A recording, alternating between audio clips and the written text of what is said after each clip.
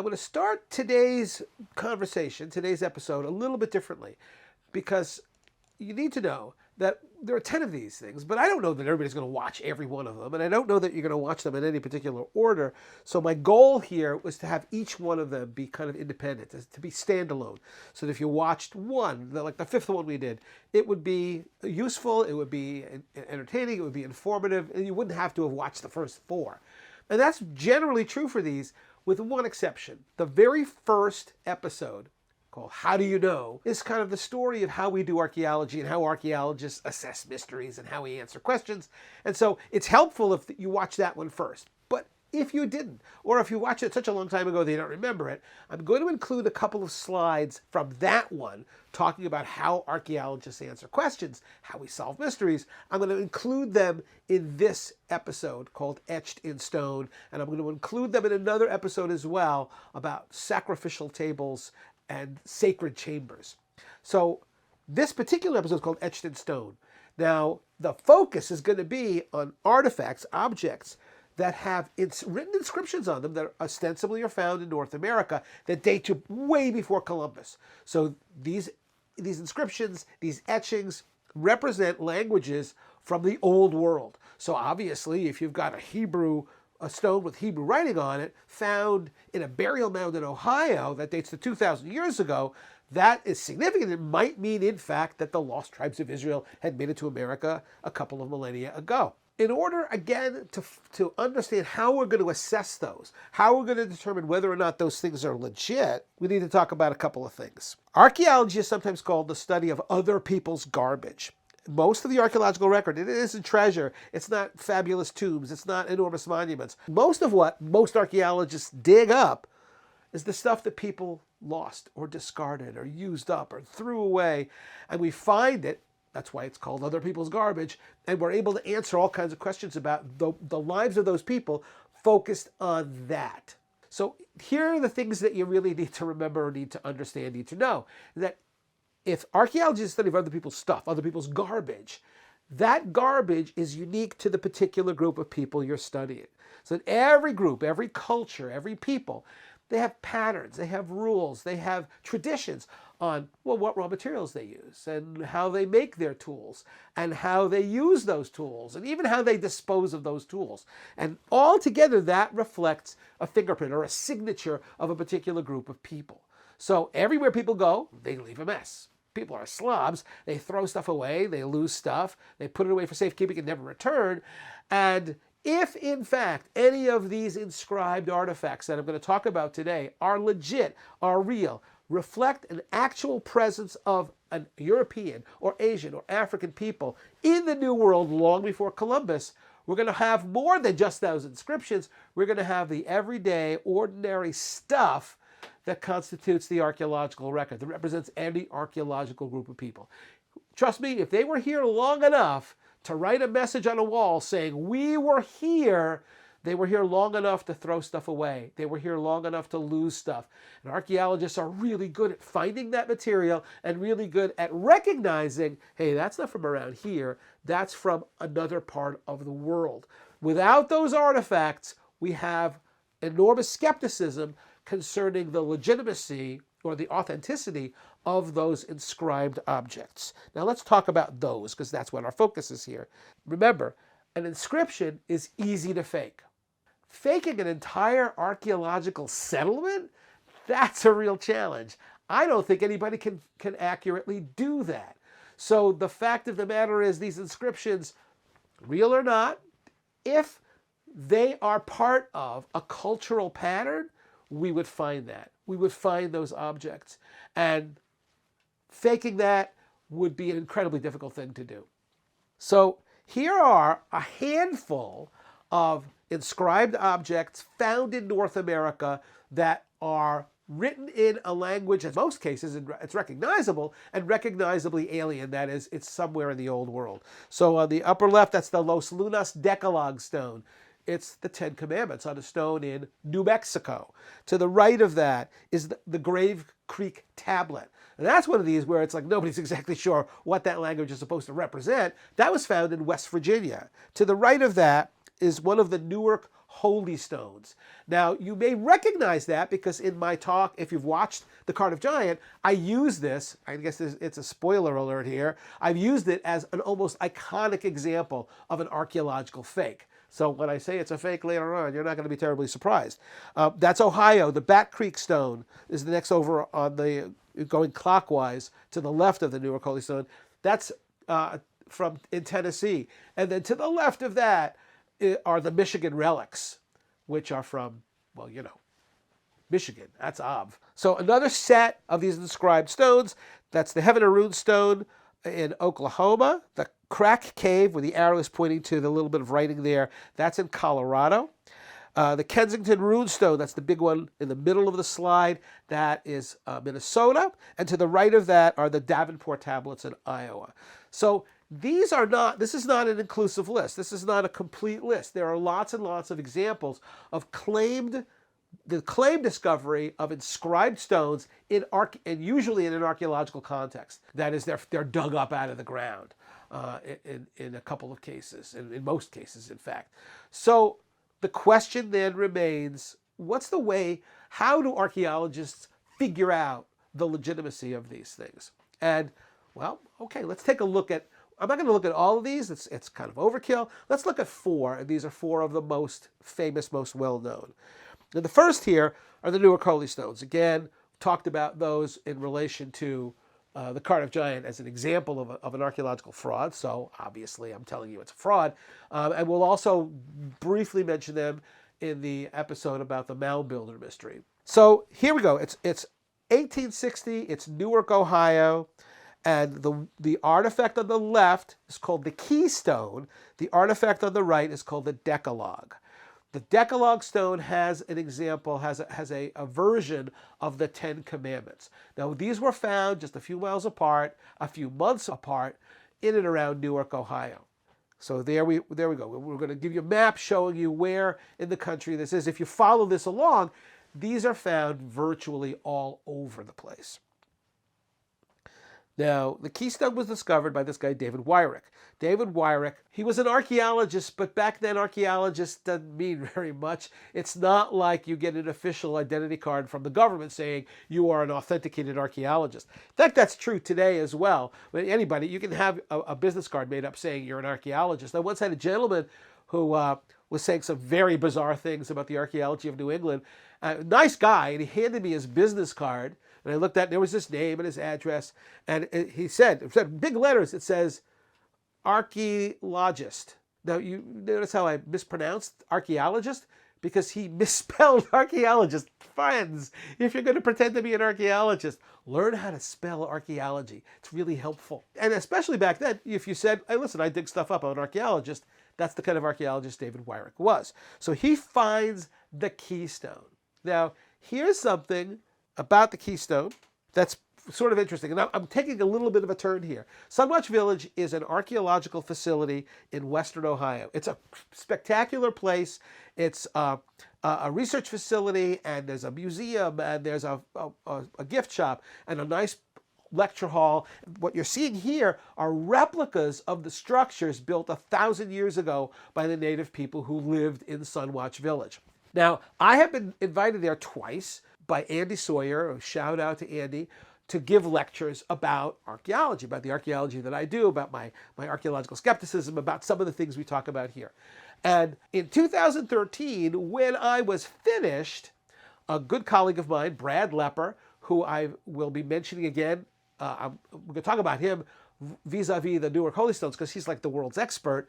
And I will also mention Brad's work when it comes to the myth of the Mound Builders, the Mound Builder mystery. Brilliant guy, great guy. At the end of the lecture, Brad approached me, my friend Brad, and he handed me this as a gift. I'm showing up on the screen as well. This is a replica of the Keystone, of one of the Newark Holy Stones.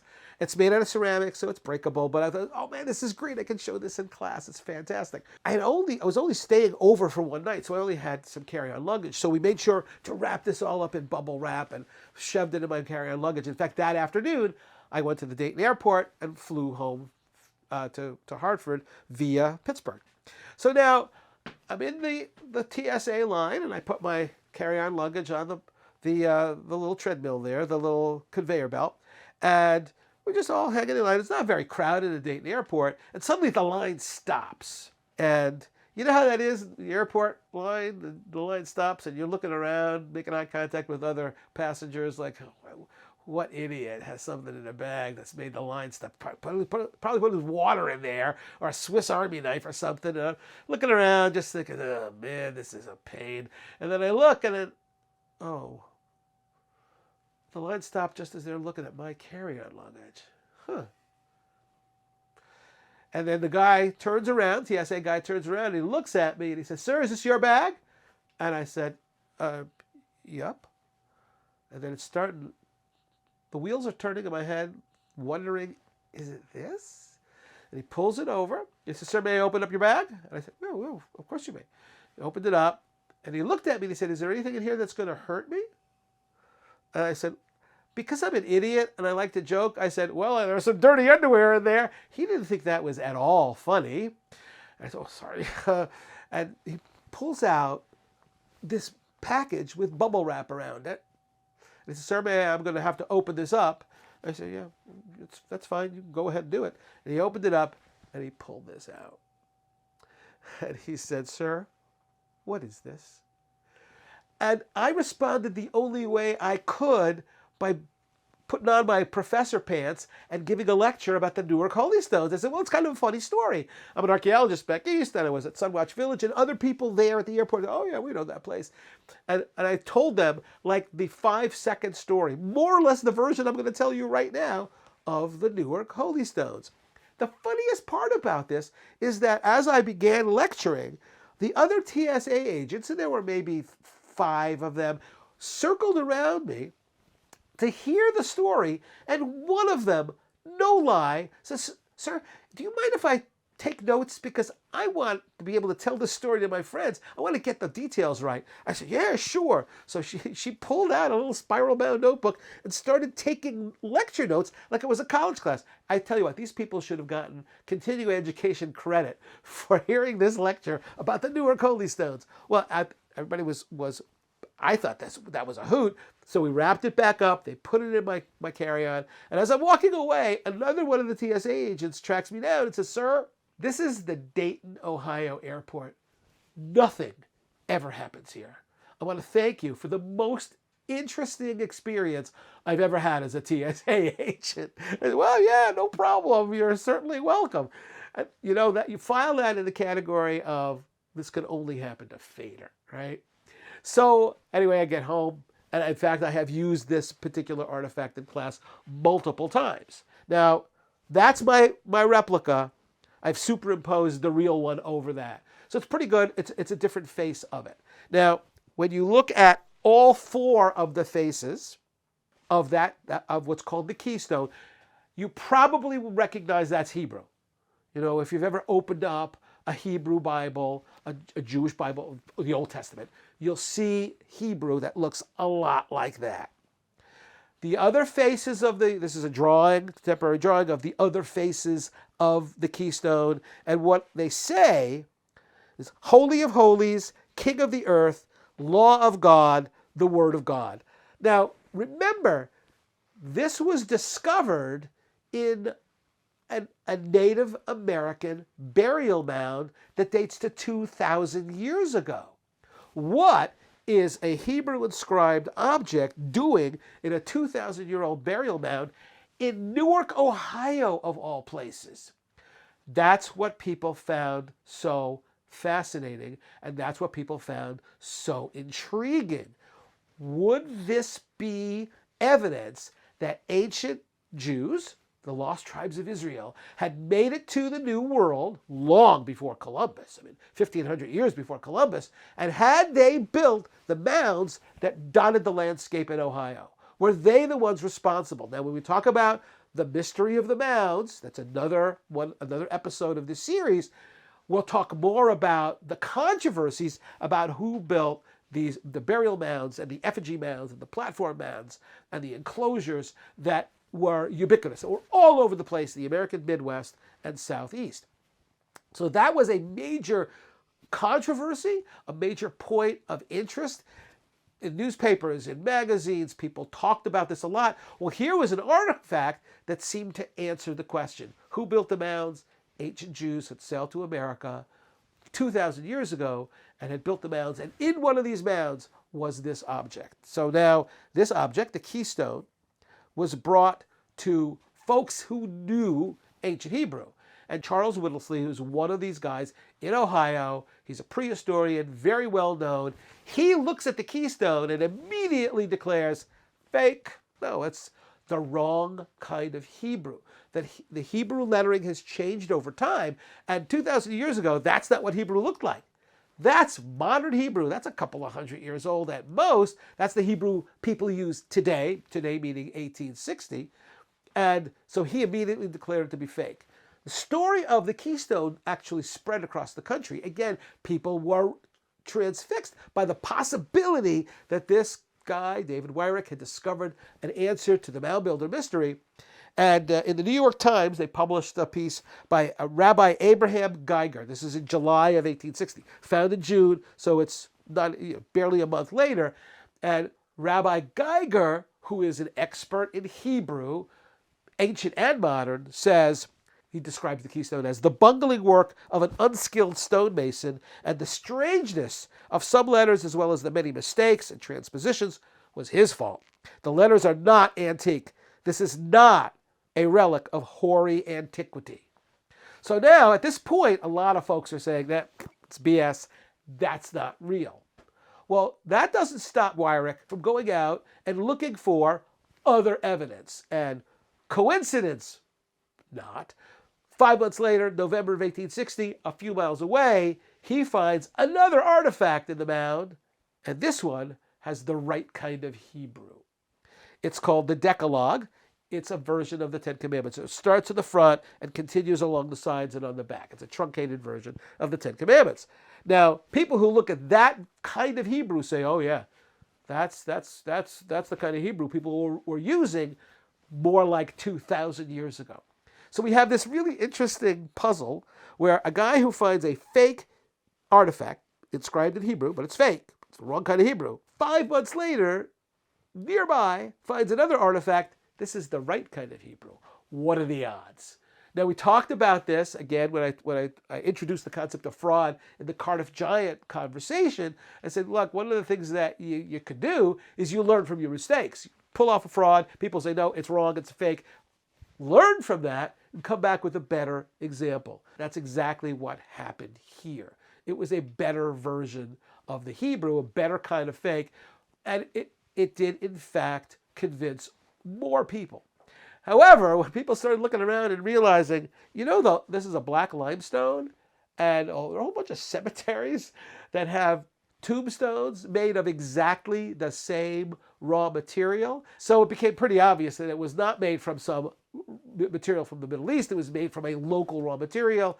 And no matter how hard people looked for other evidence that could clearly be ascribed or assigned to ancient Jews in America, none of that was forthcoming. There was no additional evidence. And so it was determined pretty clearly that both of them were fake. The second fake was just pulled off better. Who's responsible for this? The truth is, we're not 100% exactly sure, but at least Brad Lepper and his colleague Jeff Gill have come up with, I think, a very plausible explanation for why it was pulled off. Now, he made some basic errors in translation. It doesn't sound like he was the guy who did. He found it. Maybe he was, in this case, kind of the useful idiot. He digs around a lot. Let's put something where he's going to find it and he'll bring it to the attention of the world. So maybe that was the case. It's unlikely that the first minister he brought it to said the thing was real, but he made some mistakes.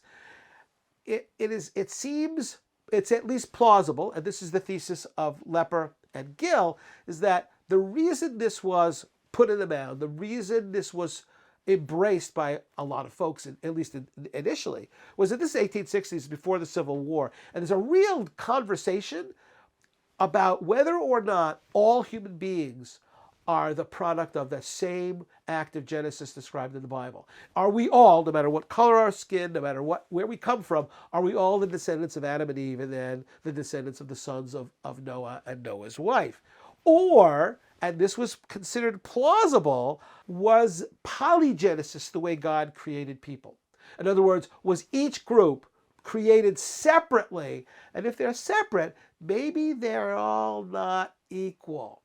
We'll see this again. We talk about ancient astronauts where, Eric von Däniken even suggests that human beings are not the product of God's work, but they're the product of ancient aliens mucking around with the gene code. And he actually brings up the possibility that each of the races was created by them separately with separate skills, with different skills. So we're not all equal. We're all different in terms of the usually listed races. So is that possible? Well, this is before the Civil War. There are people actually saying that the people who have been enslaved, the dark-skinned people from Africa who've been enslaved, well, you know what? Maybe they were part of a separate creation, and maybe God intended for them to be servants and slaves. That was actually presented as a plausible scenario.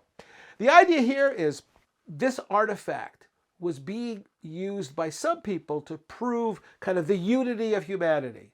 Hey, look, we have Hebrew writing here in America among dark-skinned people. We have Hebrew writing in the Middle East. Maybe that shows that we're all part of the same family. Maybe it supports monogenesis. And so that was considered to be an important lesson taught by that artifact. Unfortunately, the artifacts were fake, but at least they were serving what was considered to be a good purpose. How about the Grave Creek tablet? This is Grave Creek Mound in West Virginia, in Moundsville, West Virginia. It's a beautiful mound. It's about 65 feet tall, really super impressive. I walked up that spiral up to the top, and you get a beautiful view of an old prison, actually, but of the town of Moundsville. And it was excavated back in the 19th century, and the remains of human beings were found in that mound. Here it's located here. Again, it's very close to Ohio. It's right on the border there. And this is typical. A lot of the inscribed artifacts were found in the Midwest, in Ohio and the surrounding territory, and were associated with mounds. Again, trying to answer the question, who built these mounds? There's a photograph from 1857. Obviously, things have changed. There was a structure up on top. There was a fence around it. And now it's a state park, and it's got a beautiful museum. They have a replica of a little diorama of what it looked like when it was being built, and they have little replicas of the burials that were found therein, and there's this. Now, I got to tell you, this is not the original. The original artifact went missing. Nobody knows exactly where it is. But based on photographs that were taken at the time, very detailed drawings, we know it looked like this. And so in that museum, they have a replica of it.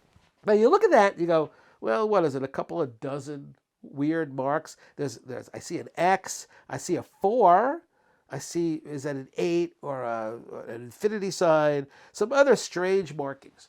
Now, here's the deal. What's that doing in a burial mound that probably dates around a couple thousand years ago?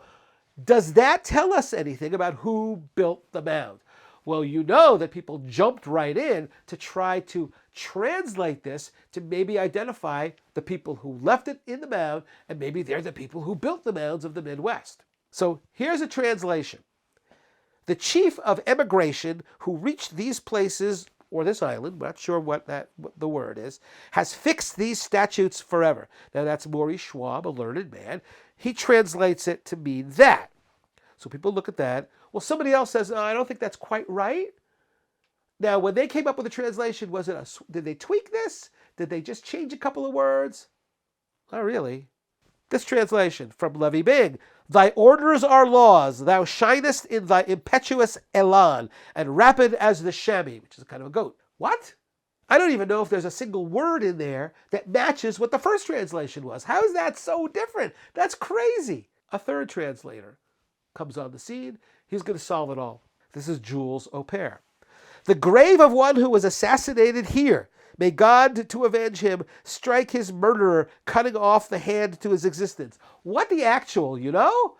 if you've got one statement, two dozen letters or whatever they are, hieroglyphs, and you have three learned people who are going to translate it, and they translate it three entirely different ways. There's no correlation. There's no correlation. There's nothing that connects those three. Can you imagine?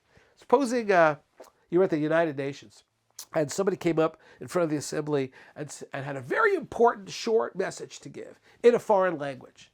And you have three different translators. And the first one translates it to mean, we are about to bomb the United Nations. Everyone run for your life. The second guy says, at the end of our meeting, there's pie. And the third one says, your warranty on your car is about to expire. In order to avoid that problem, please call and then a phone number. Well, I think if you were sitting in the United Nations, you would want to fire the translators because they don't know what they're talking about. That's what we have here. But it doesn't end in the 19th century. We have people who recognize that there's kind of a problem with these three very different translations. R.J. Farquharson, this guy actually believed it was legit, but listen to what he says. These three different renderings of the same sentence by these learned men are doubtless interesting, but it also must be admitted they are also somewhat embarrassing. Talk about an understatement. Somewhat embarrassing? You got three guys who say, yeah, well, you can translate that. And it translated three entirely different ways. That's embarrassing? That's not embarrassing. That's hilarious. And it's a really good indication that, nope, it's not legit. And it doesn't end there. It continues. Listen, I'm not talking about separate pieces of stone with different messages. It's all the same one little piece of stone. I pray to Christ, his most holy mother, Son, Holy Ghost, Jesus Christ, God. It's a lot of gods and Jesus Christ in there. I recognize it. This guy, Buckingham Smith, says it's a Catholic cipher, a Catholic little word puzzle. Yeah, but it has nothing to do with the other things that people were talking about. Well, you don't like that one. How about this? You hope to be imbued by measures of purity, manners, industry, misery, folly, and strength. Personally, I don't want to be imbued by measures of misery or folly. Industry and strength is pretty good, but that bears no relationship at all to any of the other translations. Or this one. I knelt on the island, on Yule's site, on Meadow Island. Now the island is a hod. This is supposed to be Norse. A hod is a hoard. It's a bunch of maybe gold coins or something. But that's not even the most interesting part. The most interesting part is what? What does that have to do with Jesus Christ or any of the other translations? And there's another one. The mound raised on high for Tasash. This tile, I suppose they're talking about the artifact, his queen caused to be made. That's Barry Fell. And he says it's Punic. Is it Punic? Is it Norse? Is it a Catholic cipher? What is it? Look, folks, if you are paying people to translate something and every one of them comes up with a completely different translation, get your money back. Because they don't know what they're talking about. And that's clear because the artifact's not real. The thing's fake. If you want to know who done it, the guy who owned the mound, back then, yeah, you could buy land with mounds, had decided that he was going to monetize the mound. And what he was going to do, what he did, was he sold what effectively were mining permits on the mound and told people, wow, this could be like the pyramids of Egypt. There could be gold in here. There could be all kinds of fascinating stuff.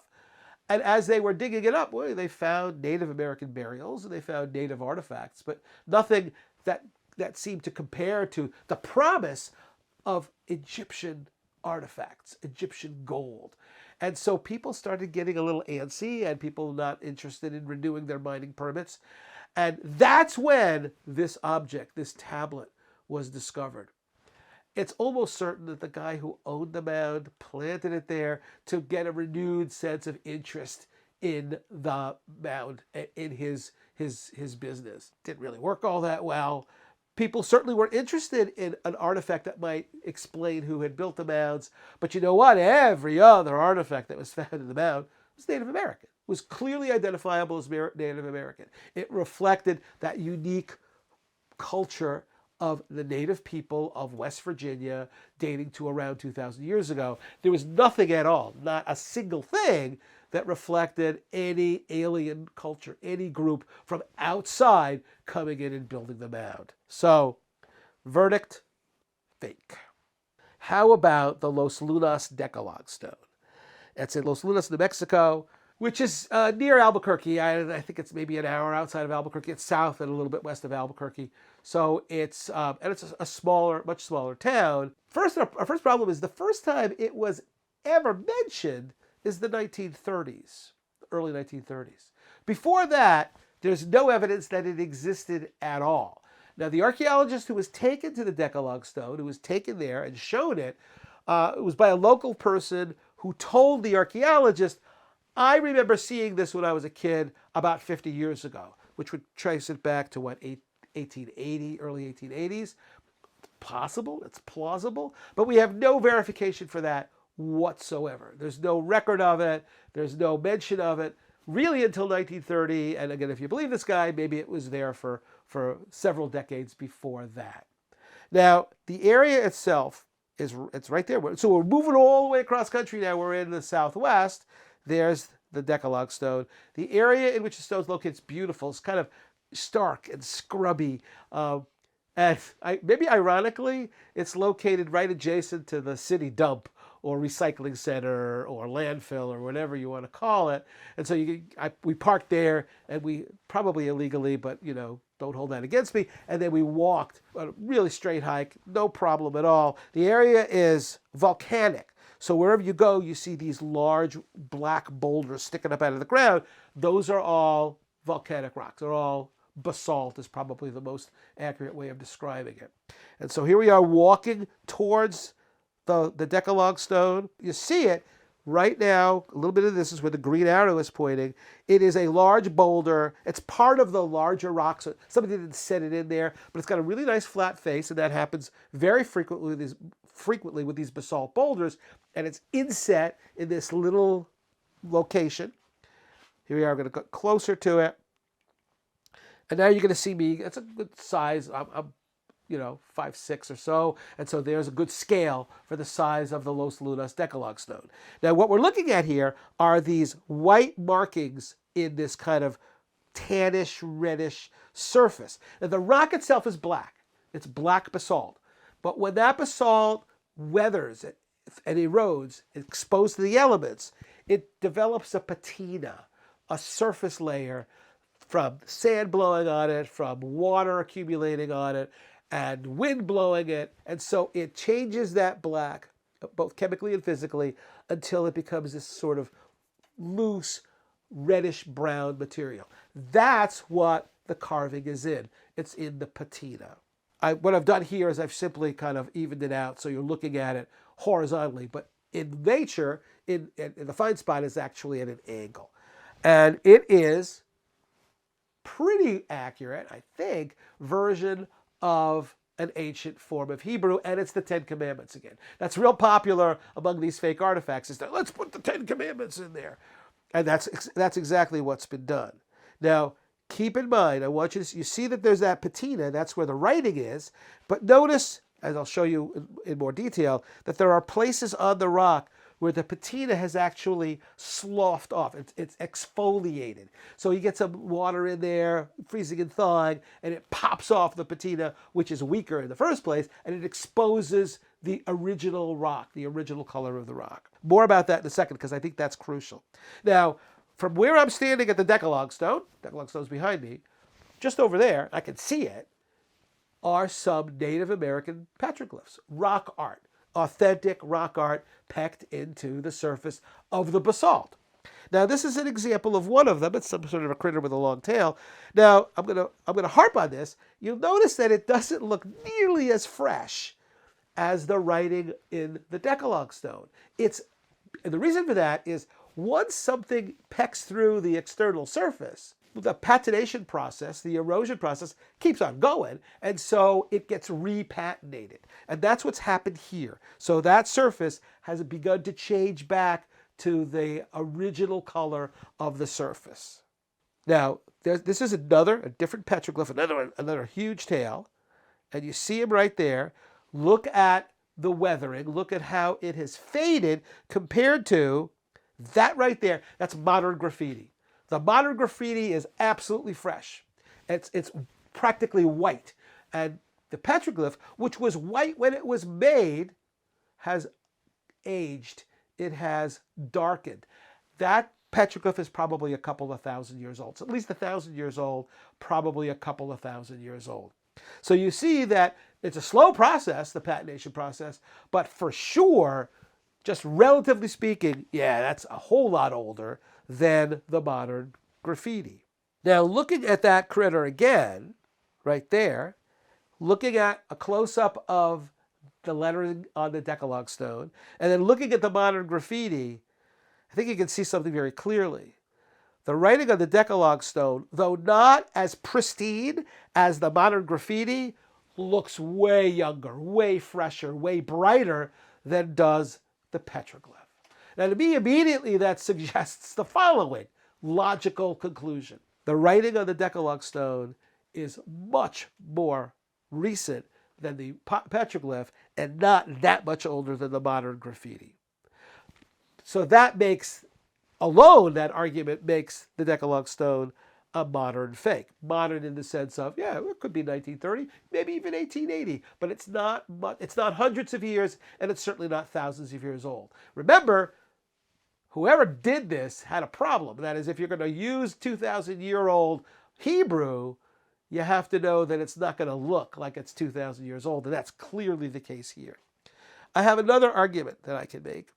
Again, look at the decalog stone. You're going to see green arrows show up where those areas where the patina sloughed off, exfoliated, and there are a bunch of them, and I haven't pointed out all of them. I've pointed out some of the larger ones.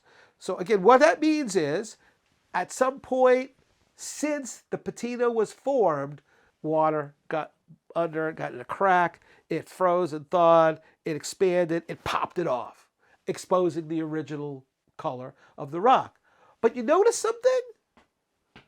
The lettering goes right through that. The lettering doesn't stop at where the patina exfoliated. It continues right into the black. Now, what that says to me, and the patina is very thin, but you can see that the lettering is very shallow. What it says to me is the lettering was put on there some point after that patina sloughed off, not before. Now, if you look at this in more detail here, there's no repatination. So in other words, those pop-offs, they didn't happen a real long time ago. Now, follow the logic. If that's fairly recent, and if the lettering goes right onto those, the lettering can't be old because the pop-off, the exfoliation, was already there. So in other words, that's what it should look like if the writing was ancient. And that's kind of bad, quasi-photoshopping those letters away. That's what it should look like. It shouldn't be in the black unless the black was already exposed and the black doesn't show any repatination, or minimal repatination. So what that says is the lettering can't be ancient. Again, could it be 100 years old? Maybe. Could it be 150 years old? Yeah, not much. I doubt it could be much more than that. Certainly not in the hundreds of years, and certainly not 2,000 years as the dating the writing, that is the form of the letters, would require it being a whole lot older than that, and there's just no way that's possible. It's another one of those cool examples where we don't really know who done it. Is it possible? People who have been accused of it. There was a battalion of Mormon soldiers in the area in the late 19th century, and many Mormons, especially in that period, knew Hebrew. They knew ancient Hebrew as part of their religious upbringing. Could they have put it on there? It's a really nice flat surface. Could they have put the Ten Commandments on there just as a joke? Could it have been a way of honoring the ancient Jews who, in their religion, came to America in antiquity? Maybe. There also is, and I actually like this, although there's no evidence for it, is that it was a couple of students at the University of New Mexico who went on there and scratched this into the wall, especially to freak out their professor. I like that idea, but there's no evidence for it, no direct evidence. There are some initials up on the hill there, and they say, well, maybe those were students, but I haven't seen anybody who has been able to prove that. So we don't really know, but we know the reason why people embrace it, and that is this kind of interesting, intriguing notion that ancient Israelites sailed across the Atlantic. Then they helicoptered over to New Mexico, parachute dropped there, wrote the Ten Commandments, and then maybe Star Trek, they beamed them back up to the mothership. Because otherwise, how are you going to get them? What? You can't go by boat to Los Lunas, New Mexico, and there's no trail, there's no additional evidence of these ancient Jews traveling through the American Southwest. It's all kind of nonsensical. Verdict, we got a fake. Now, the last one I want to talk about is probably the most famous. If you've ever heard of an artifact in the New World with writing on it that proves that Europeans were here way before Columbus, or at least a little before Columbus, and certainly way before Jamestown, and way before Plymouth, and way before even St. Augustine. Well, it's the Kensington runestone. Kensington is in Minnesota. Kensington is like the nearest town. It was actually found in Solem, Minnesota by a farmer whose name is Olaf Ullmann in 1898. So there you go. Again, we're moving all around the country. The Kensington runestone in Solem, Minnesota. The Kensington runestone is a really important artifact for local people. Remember that Minnesota has a large population of Scandinavians. And the Scandinavian folks, like people anywhere, embrace their heritage. And the notion that maybe ancient Scandinavians, because these are Vikings, these are Norse, came to Minnesota before those other guys, before the English established colonies on the east coast of North America, is a point of pride. So Olaf Ullmann's house, this is his farmhouse, is actually part of a park now. When I saw the runestone, it was in the Runestone Museum, which is in I think it's Alexandria, which is nearby. And the funny part about it to me was that the runestone is housed in what is essentially the Chamber of Commerce. So you walk in there, the first thing they do is they hand you coupons for like Denny's and stuff. And then you walk around and there's this amazing artifact. And there's a museum devoted to it. It's a really nice place. And you'll see that in a little bit. So here's an artist's conception of Olaf Ullmann discovering the runestone in 1898. And so the story is he was clearing trees.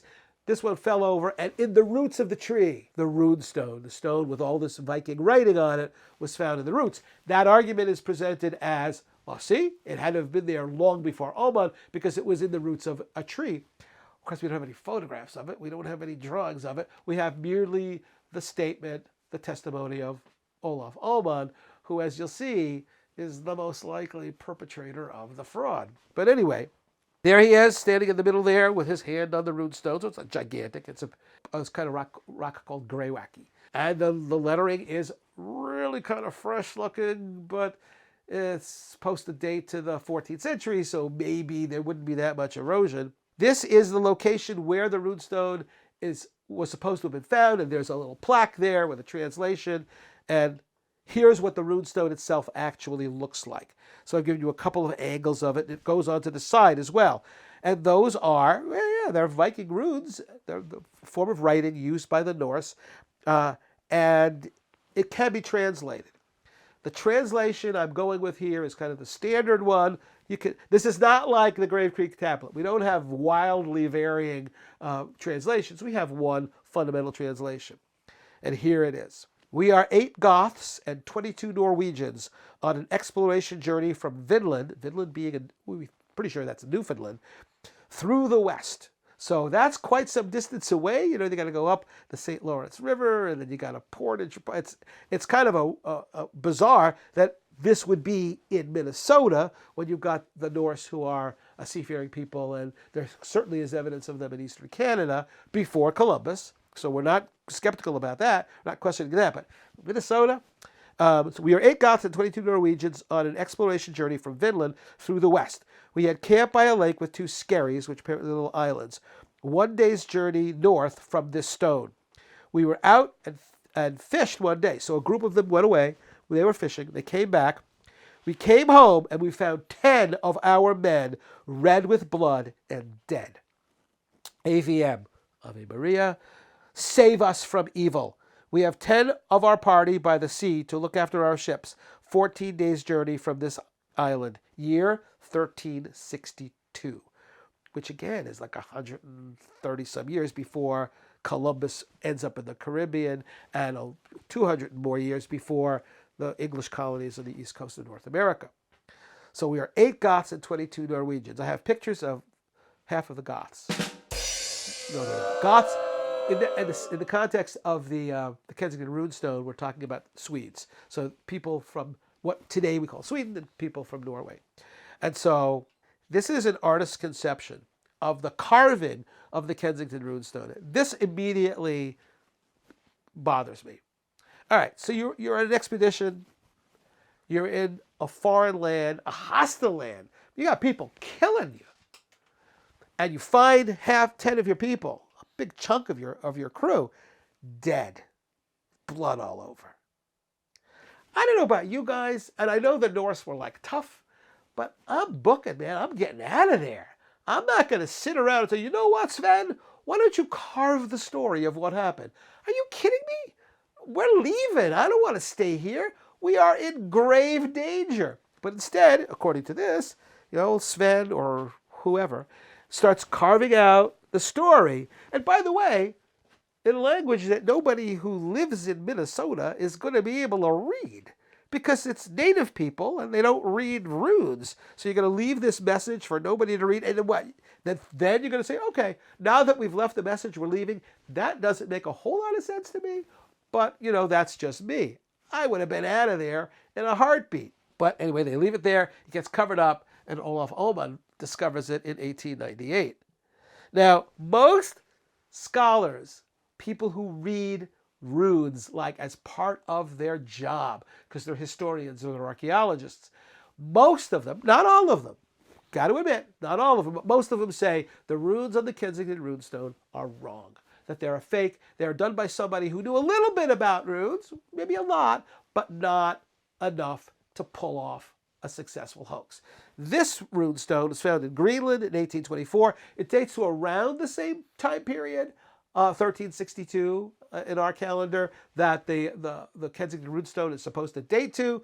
And most rune experts say this is legitimate. These are authentic runes. The runes on the runestone, the Kensington runestone, they're not the real deal.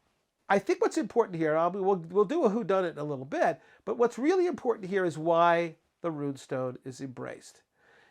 Again, the area is, Scandinavians make up a big chunk of the population. And imagine being told, by the way, your distant ancestors actually discovered this territory long before Columbus, long before, again, Jamestown or Plymouth. That's a point of pride. And that came very clear to me. That became very clear to me while I was there visiting the Ullmann homestead. I was reading the plaque, and it more or less, it's almost word for word the translation I gave you previously. And as I'm reading it, a gentleman pulls up in his car, tall, blonde gentleman, and he walks over to where I am, and he's like reading the runestone. And he's much taller than I am and much blonder than I am. And he looks over to me, and he says, "Are you Scandinavian?" And I said, I got to admit, no, I'm actually not Scandinavian. And he thought about it for a second, shrugged his shoulders, went back looking, pointed at the translation and said, "Yeah, but still, that's really important." And I said, "Yeah." Now, that becomes even clearer if you were to watch a movie, an independent movie, called Lost Conquest, which is available on YouTube. At the end of this lecture, I'll give you a link to the video. Made by the director is Mike Schultz, director and writer, brilliant independent filmmaker. And it is sweet and funny. If you like the Christopher Guest mockumentaries, the Waiting for Guffman and Best in Show, this is sort of reminiscent of that, only there are no actors. These are real people telling their real story. It's all true that people he spoke to who not only believe in the Kensington runestone, but they want to believe it. And there's some extremely nice and wonderful people who just are kind of disappointed that people are skeptical about its legitimacy.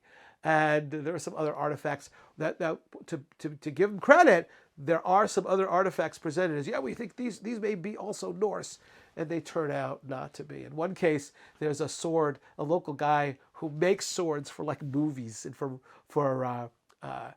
reenactments, identifies a sword that was found some years ago as one that he made, even though people had it in a museum saying another Viking artifact, another sign that the Norse were actually here. But so it's a sweet movie. It's a little more than an hour, and it encapsulates so well, I think, the desire to believe by these very well-meaning folks, but the archaeology just doesn't support what they want to believe. Who done it? Olaf Ullmann is the most obvious person here. Now, the thing that bothers me is that people will often say about him, well, he was just a simple farmer. Like a simple farmer isn't smart? Like he's not clever enough to pull off this hoax? There are some questions about whether or not he actually was involved from the get-go, but I think that he seems to be the person most directly responsible for the carving of the stone. We may never know who actually did it, but I think the verdict is pretty clear that it also is fake. Now, kind of in closing, the question to always ask about any of these objects, about any of these artifacts, these inscribed artifacts, is how much everyday stuff, lost or discarded, has been found in association with these inscriptions.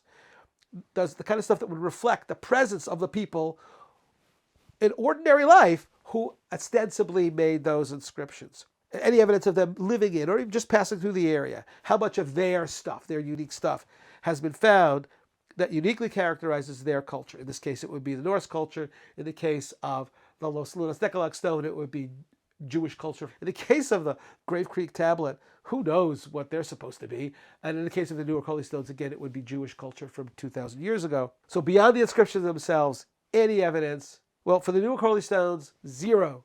For the Grave Creek tablet, 0. For the Los Lunas decalog stone, 0. And for the Kensington rune stone, 0. Even those who think that these things might be legit, or at least some of them, they have to admit there's no artifactual evidence. That's the gold standard in archaeology, folks, is the garbage of the people the people who are sitting there carving these things off. Where are their food remains? Where are the things they lost? Where are their tools? Where are their broken objects? And we see this again and again. You know the cliche, pics or it didn't happen. Well, the archaeological equivalent of that is artifacts, or it didn't happen. And there are no artifacts to support these. It's an interesting period in American history, especially in the 19th century, when the desire was to show other people had been there above and beyond Native Americans. And that's when these become super popular. Today, archaeologists are working out there in the field, digging thousands, hundreds of thousands of holes, and never finding any of these inscribed artifacts. So, ultimate verdict, it's fake. Thank you. See you next time.